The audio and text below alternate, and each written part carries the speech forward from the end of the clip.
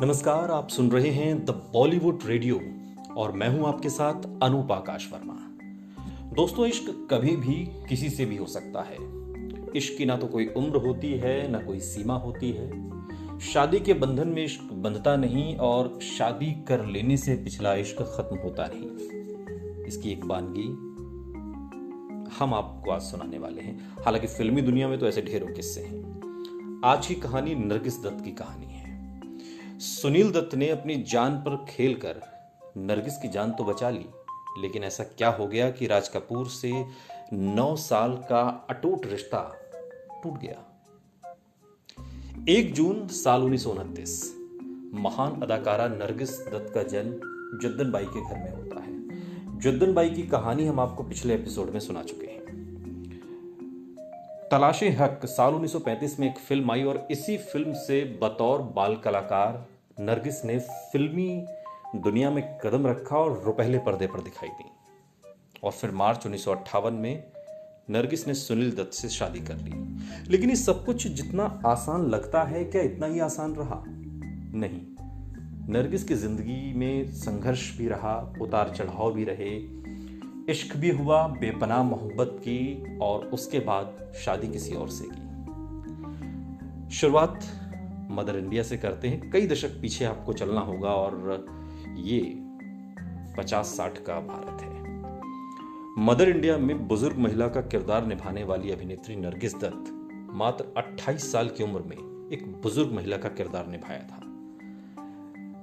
नरगिस की इस फिल्म को 1958 में ऑस्कर के लिए नॉमिनेट किया गया और 4 दशकों तक दर्शकों के दिलों पर राज करने वाली इस अभिनेत्री की हसरत क्या वाकई अभिनेत्री बनने की थी?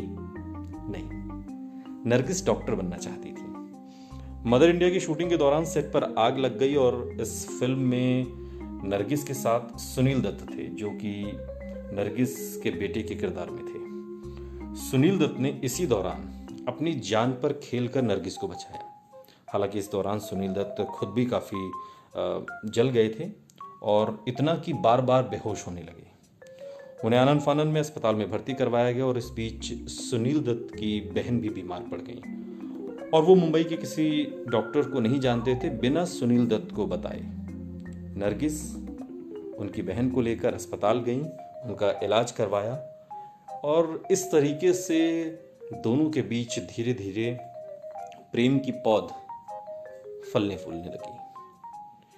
लेकिन तभी मार्च का महीना आया, साल 1958। दोनों ने गुपचुप तरीके से शादी कर ली। किसी को कानों कान खबर तक नहीं हुई। हालांकि फिर इसके 1 साल बाद 1959 में दोनों ने अपनी शादी की औपचारिक घोषणा की, एक रिसेप्शन दिया। सुनील दत्त से पहले नरगिस राज कपूर पर पूरी तरीके से डिपेंड थी, कहिए समर्पित थी, उनके इश्क में थी, जो भी कहना चाहें, जो भी समझना चाहें। कहा तो यहाँ तक जाता है कि राज कपूर को पहली नज़र में ही नरगिस अपना दिल दे बैठी थी और यही राज कपूर के साथ भी हुआ था। लेकिन इसके बावजूद, चूंकि राज कपूर शादीशुदा थे, बच्चे थे, लेकिन राज कपूर नरगिस को फिर भी कहा करते थे कि मैं तुमसे शादी करूंगा। 9 साल लंबे रिश्ते के बाद नरगिस को जब ये लगने लगा कि अब राज कपूर उनकी तरफ ध्यान नहीं दे रहे, राज कपूर ना तो अपनी शादी तोड़ सकते थे और ना ही अपने पिता से बगावत कर सकते थे, ऐसे में नरगिस ने उनके साथ अपने रिश्ते खत्म कर लिए। एक किताब आई है the true love story of Nargis, जिसमें मधु जैन लिखती हैं कि जब उन्हें पता चला कि नरगिस ने सुनील दत्त से शादी कर ली है तो राज कपूर अपने दोस्तों और साथियों के सामने फूट फूट कर रोए। इस किताब के मुताबिक राज कपूर से अलग होने के बाद नरगिस और राज कपूर में जब ये अलगाव आया, जब शादी कर ली नरगिस ने, राज कपूर के मन में कई बार खुदकुशी के ख्याल भी आए और इस बात का जिक्र भी इस किताब में है। लेकिन राज कपूर के जीवन की अब विडंबना ही कहिए कि नरगिस से उनकी पहली मुलाकात उनकी शादी के सिर्फ 4 महीने के बाद हुई थी। अगर ये मुलाकात 4 महीने पहले हुई होती तो क्या होता? खैर, दोनों के धर्म अलग अलग थे, लेकिन नरगिस को बॉलीवुड करियर में बहुत मान सम्मान मिला। उन्हें पद्मश्री पुरस्कार से नवाजा गया। साल 1980 में इंदिरा गांधी की सरकार ने उन्हें राज्यसभा सदस्य बनाया मुंबई के बांद्रा में एक रोड है जो नरगिस दत्त के नाम से है और हर साल राष्ट्रीय फिल्म पुरस्कारों में राष्ट्रीय एकता पर बनी सर्वश्रेष्ठ फिल्म को नरगिस दत्त पुरस्कार दिया जाता है। मधु जैन की किताब है first family of Indian cinema the Kapoors. इसमें मधु जैन ने लिखा है कि नरगिस ने अपना दिल, अपनी आत्मा, यहाँ तक कि अपना पैसा भी राज कपूर की फिल्मों में लगाना शुरू कर दिया था। जब आरके स्टूडियो के पास पैसों की कमी हुई तो नरगिस ने अपने सोने के कड़े तक बेच दिए।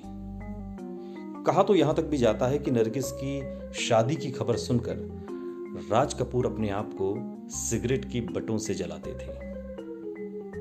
कष्ट देने के लिए नहीं, ये महसूस करने के लिए कि कहीं वो कोई सपना तो नहीं देख रहे। नरगिस के जीवनीकार टीजेएस जॉर्ज लिखते हैं कि इसके बाद से ही राज कपूर ने बेइंतहा शराब पीनी शुरू कर दी थी। राज कपूर को हमेशा ये लगता कि नरगिस ने उन्हें धोखा दिया है। साल 1986 में राज कपूर ने एक इंटरव्यू दिया था अपनी मृत्यु से पहले कि मदर इंडिया को साइन करने को लेकर नरगिस ने मुझे धोखा दिया था। सालों बाद नरगिस दत्त का जब अंतिम संस्कार हुआ तो राज कपूर उनके जनाजे में आम लोगों के साथ बहुत पीछे चल रहे थे। हालांकि हर कोई ये कहता कि आप पार्थिव शरीर के पास जाइए, लेकिन राज कपूर ने किसी की बात नहीं मानी। दरअसल इसे ही इश्क कहते हैं। सुनते रहिए द बॉलीवुड रेडियो।